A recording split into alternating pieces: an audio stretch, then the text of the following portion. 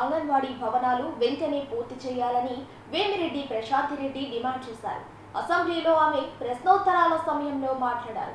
ఈ సందర్భంగా ఆమె మాట్లాడుతూ గతంలో అనేక అక్రమాలు చోటు చేసుకున్నాయని, పిల్లలకు కనీసం పడుకునేందుకు భవనాలు లేక అద్దె భవనంలో ఉంటున్నారని, వెంటనే కొత్త భవనాలు నిర్మాణం చేయాలని ఆమె కోరారు.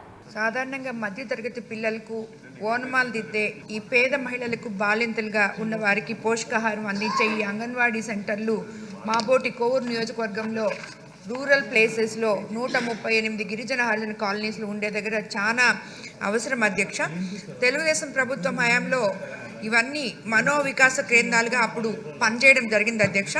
2014-19 మధ్య కాలంలో 18,301 అంగన్వాడీ కేంద్రాలను గౌరవ ముఖ్యమంత్రి చంద్రబాబు నాయుడు గారు నిర్మించారు అధ్యక్ష. గత ప్రభుత్వం 17,000కు పైగా అంగన్వాడీ సెంటర్లను నిర్మిస్తామని మాటలు చెప్పిందే కానీ ఒక్కటి కూడా నిర్మించడం జరగలేదు అధ్యక్ష. కేంద్ర ప్రభుత్వ నిధులను సమర్థవంతంగా ఉపయోగించుకోవడం వల్లే మనం ఆ రోజు నిర్మించుకోగలిగాం అధ్యక్ష. నిర్మాణంలో గణనీయమైన పురోగతి కనిపించింది. కానీ 2018-19లో 709 కోట్లు కేంద్ర నిధులు రాగా 2019లో ఆ తర్వాత నిధులు దారుమళ్ళాయి అధ్యక్ష. అదేవిధంగా కోవూరు నియోజకవర్గ పరిధిలో గత తెలుగుదేశం ప్రభుత్వంలో 80 అంగన్వాడీ కేంద్రాలు సొంత భవనాల నిర్మాణం కోసం నిధులు మంజూరు చేయడం జరిగింది అధ్యక్ష. అయితే ఎన్నికలు దగ్గర పడడంతో ఆ పనులు ప్రారంభించలేకపోయారు అధ్యక్ష. గత ప్రభుత్వంలో ఈ పనుల్ని పూర్తిగా విస్మరించింది అధ్యక్ష. అవి ఎప్పుడు ప్రారంభిస్తారు? ఇప్పటికీ కూడా అవన్నీ కూడా అలాగే ఉన్నాయి అధ్యక్ష.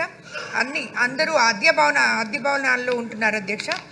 అదేవిధంగా దీనికి అడ్జసెంట్గా CDPO కార్యాలయాల నిర్మాణం కూడా చాలా అవసరం అధ్యక్ష.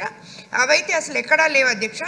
ఒక నియోజకవర్గ పరిధిలో అంగన్వాడీ సిబ్బంది అంతా ఒక కార్యాలయంలో కలిసి అంగన్వాడీ కేంద్రాలలో జరుగుతున్న పనుల గురించి చర్చించుకోవడం కోసం ఏర్పాటు చేసే ఈ CDPO కార్యాలయాలు చాలా దగ్గరలో లేవు అధ్యక్ష. ఉన్న ఇన్ఫ్రాస్ట్రక్చర్ లేదు అధ్యక్ష. మీ ద్వారా మంత్రి గారిని అవి ప్రొవైడ్ చేయాలని కోరుకుంటున్నాను అధ్యక్ష.